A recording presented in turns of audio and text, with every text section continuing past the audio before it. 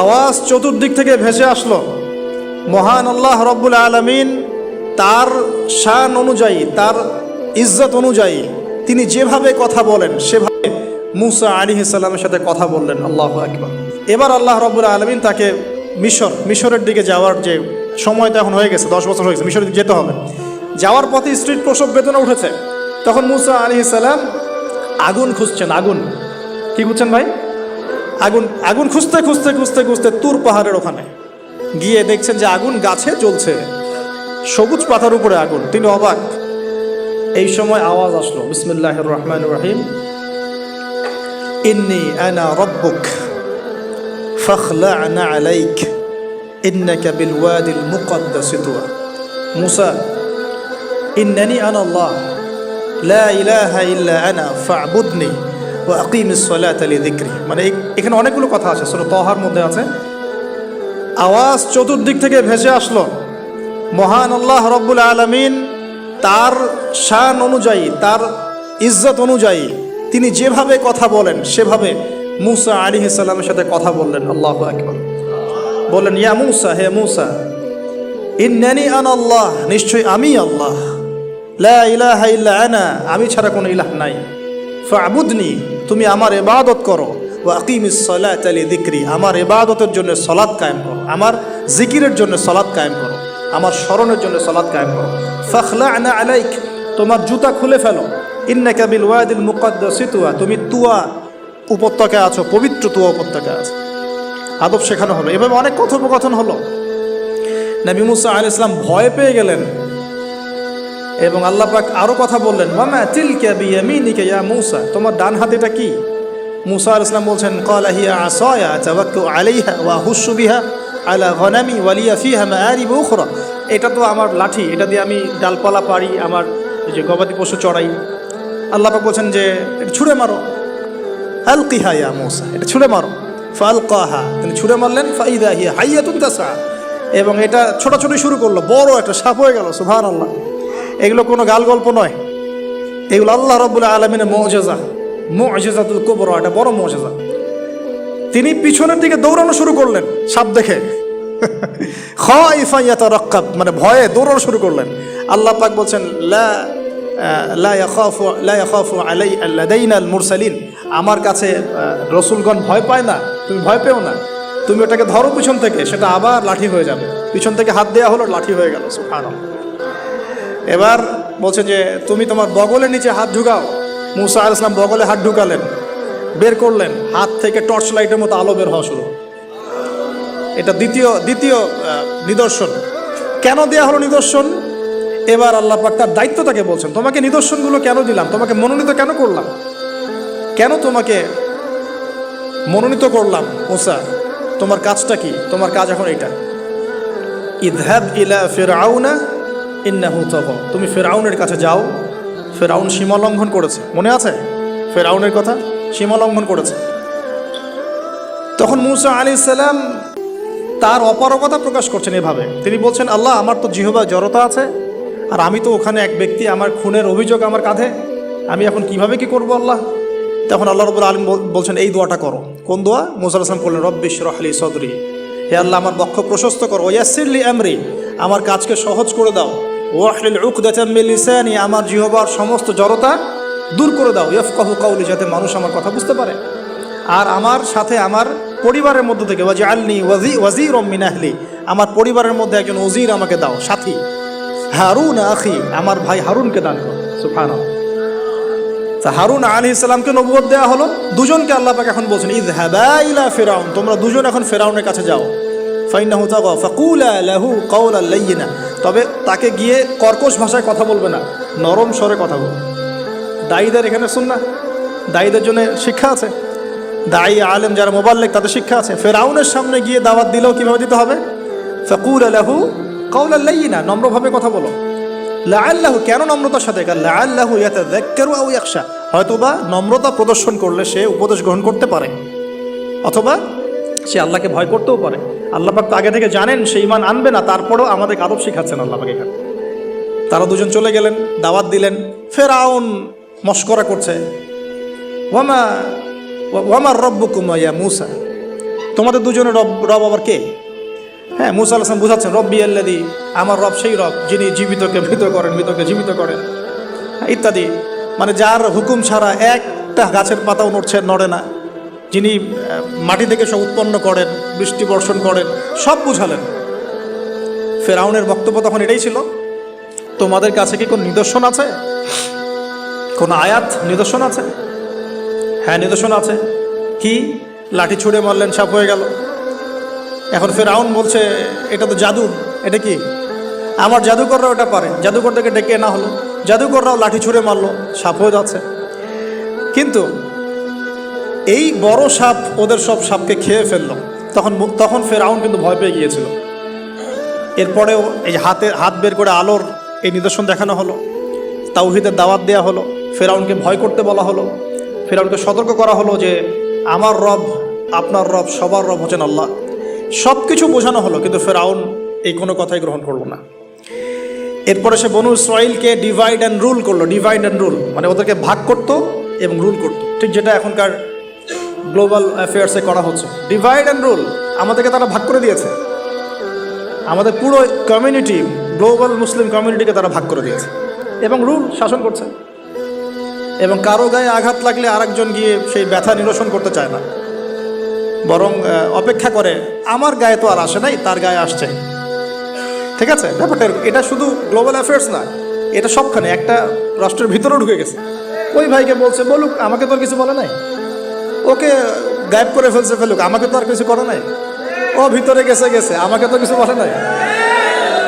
এই আচরণের কারণে আস্তে আস্তে আস্তে আস্তে মুসলিমদের শক্তি সব সংকুচিত হয়ে আসে। এটা নতুন কোনো বিষয় না, ফেরাউনের সুন্নত এটা, ডিভাইড অ্যান্ড রুল, যেটা ব্রিটিশরা করে গেছে সারা ওয়ার্ল্ডে। সুবহানাল্লাহ, দেখুন সবকিছু ওরা কোরআন থেকেই নিচ্ছে মনে হচ্ছে আমার কাছে।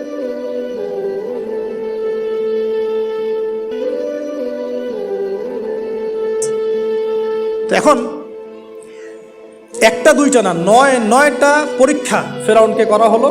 মুসা আলাইহিস সালাম যখন বলেন, দোয়া করেন, তখন গজব উঠে যায়। ফেরাউন তখন এসে বলে যে ঠিক আছে, তুমি দোয়া করো, তাহলে আমরা বনু ইসরাইলকে ছেড়ে দিব। যখনই মুসা আলাইহিস সালাম দোয়া করে, গজব উঠে যায়, সে আর বনু ইসরাইলকে ছাড়ে না। এখন এভাবে 9টার বর্ণনা আসছে। একবার আসছে পঙ্গপালের শাস্তি, একবার আসছে ব্যাঙের শাস্তি, একবার আসছে মহামারীর শাস্তি, একবার আসছে উকুনের শাস্তি, একবার রক্তের নদী। এরকম 9টা আযাব আল্লাহ পাক দিয়েছেন কাদেরকে? এই ফেরাউনের সম্প্রদায়। সর্বশেষ, আমি লম্বা করলাম না, সর্বশেষ যেটা হয়েছে, কারণ আমি কনক্লুশনে কিছু পয়েন্ট বলবো। সবশেষে যেটা হলো, 20 বছর, কত বছর? প্রায় 20 বছর জুলুম করলো ফেরাউন দাওয়াত পাওয়ার পরে। প্রায় 20 বছর। দাওয়াত পাওয়ার আগের কথা তো বাদ, ইসলামের দাওয়াত পাওয়ার প্রায় 20টা বছর সে বনু ইসরাইলকে এভাবেই টর্চার করতে থাকলো। 9টা নিদর্শন আসলো, কোনোটাই সে গ্রহণ করলো না। এবং সর্বশেষ তার কল ছিল যে আমি ছাড়া তোমাদের কোনো রব আছে এটা আমি জানি না, নাউজুবিল্লাহ। এবং সূরা নাবার মধ্যে আল্লাহ বলেছেন যে ফেরাউন বলেছিল আনা রব্বুকুমুল আ'লা, আমি তোমাদের মহান রব, নাউজুবিল্লাহ। এই ছিল ফেরাউনের শেষ স্টেটমেন্ট। এবার মুসা আলাইহিস সালাম বনু ইসরাইলকে নিয়ে চলে যাচ্ছেন মিশর থেকে। ফেরাউন দলবলে ধাওয়া করছে, সামনে সাগর আর পিছনে ফেরাউনের বাহিনী।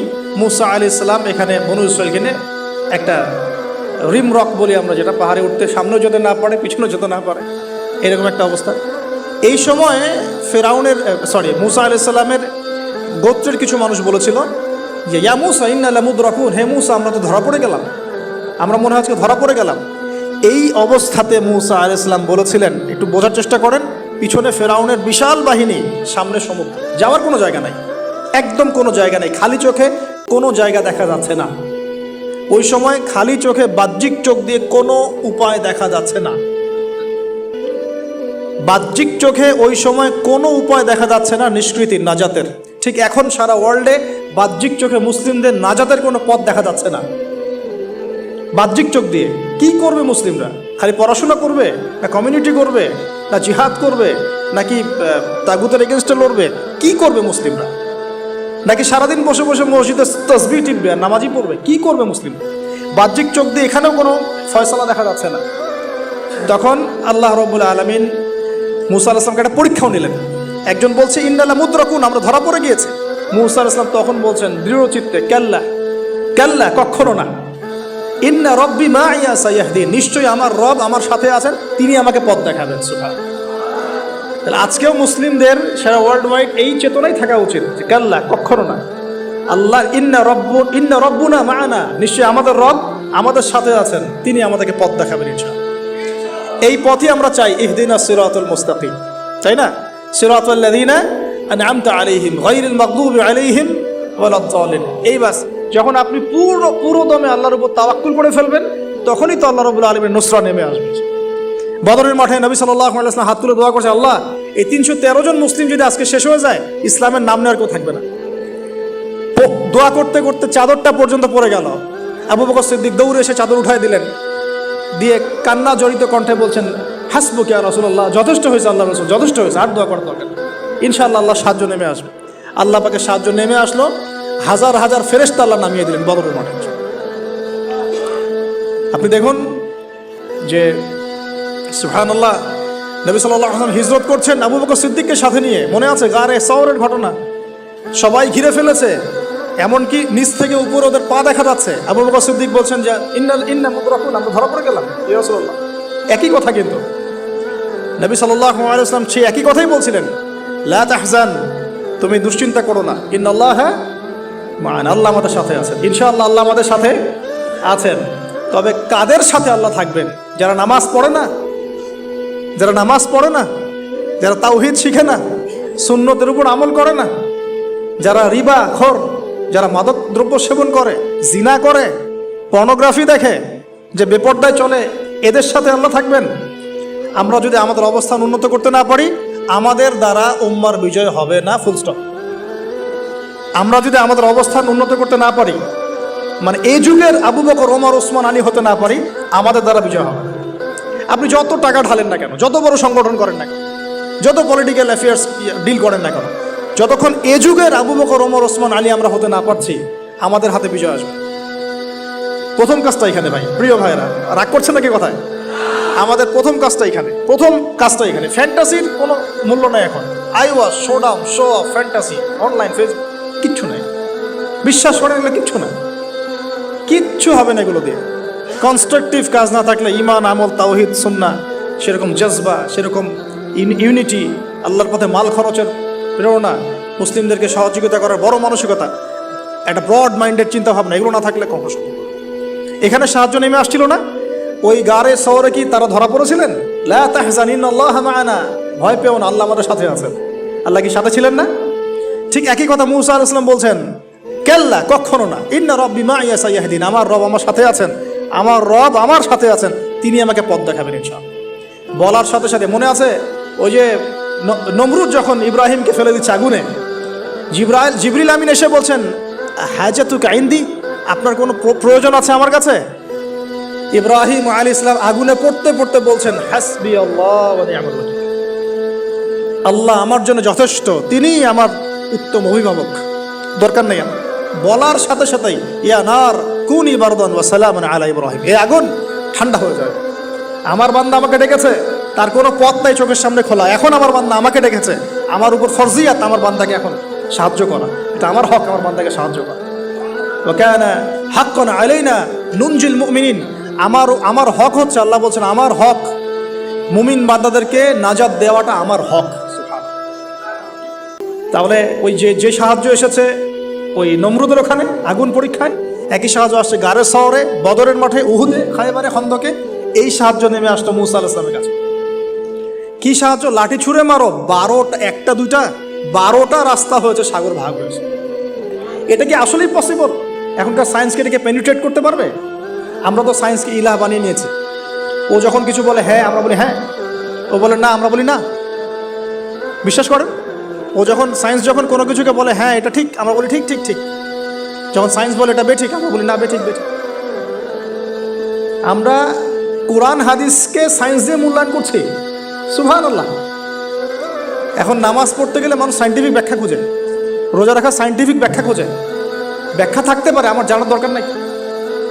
আমাকে আল্লাহ হুকুম করেছেন, এটাই আমার কাজ। ব্যাখ্যা থাক না থাক সেটা আমার জানার দরকারও নাই। হ্যাঁ, থাকতে পারে, নাও থাকতে পারে, সব আমার বুঝে আসবে না, কিছু আসবে কিছু আসবে না। আমরা কোনো কোনো ক্ষেত্রে এটাকে টেকনোলজিকে আমাদের ইলাহ বানিয়ে নিচ্ছি। আপনি বিশ্বাস করেন, আমি আল্লাহর কসম করে বলছি, আজকে যদি নাসা বলে যে পৃথিবী থেকে লক্ষ কোটি আলোকবর্ষ দূরে একটা গ্রহের সন্ধান পাওয়া গেছে, ওখানে হুর পড়ি আছে, সোনা দানা আছে, মাটি হচ্ছে মিশকের আম্বরের, এই সেই, মানুষ বিশ্বাস করে হ্যাঁ এরকম কোনো গ্রহ থাকতে পারে? বিশ্বাস করবে কি না? অনেস্টলি বলেন।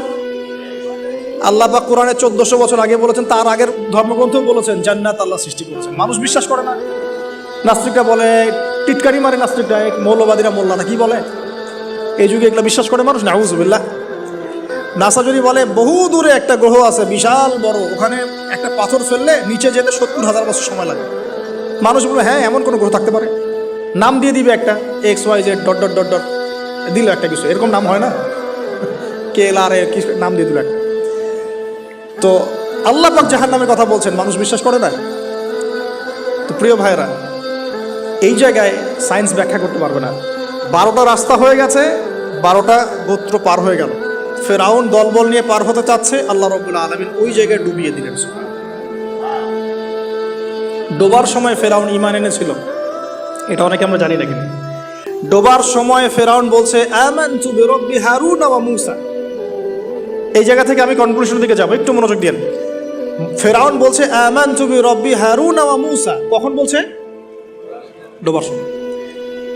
ওই সময় ফেরেশতারা তার মুখে কাদা নিক্ষেপ করছিলেন, এটা হাদিসে আসছে। কারণ কাফের, ফাসেক, জালেম, এরকম মুনাফিক মৌতের সময় ফেরেশতারা মুখের উপরে প্রচণ্ড জোরে আঘাত করতে থাকে। আল্লাহ আমাদেরকে হেফাজত করুন। পিঠের পিছনে, চেহারায়, কপালে। সূরা মুহাম্মদ পড়ে দেখুন, ইয়াদরিবুনা উজুহাহুম ওয়া আদবারহুম। ফেরাউনকে এই কাজ করা হচ্ছিল, কিন্তু তখনও জিবরিল আমিন, তখনও তিনি একটু কনসিয়াস, যদি এখন আল্লাহ তার তওবা কবুল করে ফেলে। সুবহানাল্লাহ। তাহলে আমরা কেন তওবা করতে দেরি করছি? আজকে থেকে জীবনটাকে ঢেলে সাজাবো ইনশাআল্লাহ। আল্লাহ তৌফিক দান করুন।